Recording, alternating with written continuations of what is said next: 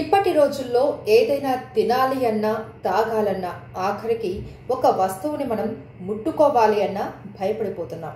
ఎందుకంటే ప్రపంచంనే వణికిస్తున్నటువంటి క్యాన్సర్ మహమ్మారి దేని ద్వారా వస్తుందో తెలియని అయోమయంలో ఉన్నాం అందరం. అయితే ఈ వ్యాక్సిన్ ని నివారించడానికి రష్యా ఎంట్రోమిక్స్ అనే వ్యాక్సిన్ ని కనుగొన్నారు. Federal medical and biological agency దీన్ని అభివృద్ధి చేసింది. అయితే ఇవి క్లినికల్ ట్రయల్స్ కూడా విజయవంతంగా పూర్తయ్యాయి. 100% ఫలితాలు వచ్చినట్లుగా వీరు వివరించారు. అయితే దీనికి ఇక ఆరోగ్య శాఖ అనుమతులు మాత్రమే మిగిలి ఉన్నాయి.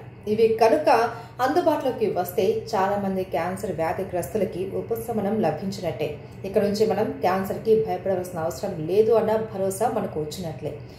మనకు తల నుంచి కాళ్ళ వరకు ప్రతి అవయవానికి ఈ క్యాన్సర్ ఎక్కడ వస్తుందో తెలియదు. చిన్నపిల్లల నుంచి పెద్దవాళ్ళ వరకు కూడా వయసుతో సంబంధం లేకుండా వస్తున్నటువంటి ఈ క్యాన్సర్ మహమ్మారిని ఎదుర్కోవడానికి ప్రతి ఒక్కరూ జాగ్రత్తగా ఉంటున్నారు. అయినప్పటికీ కూడా ఎన్ని జాగ్రత్తలు తీసుకున్నా ఈ క్యాన్సర్ అన్నది ఏదో ఒక రూపంలో చాలా మందిని వేధిస్తూనే ఉంది.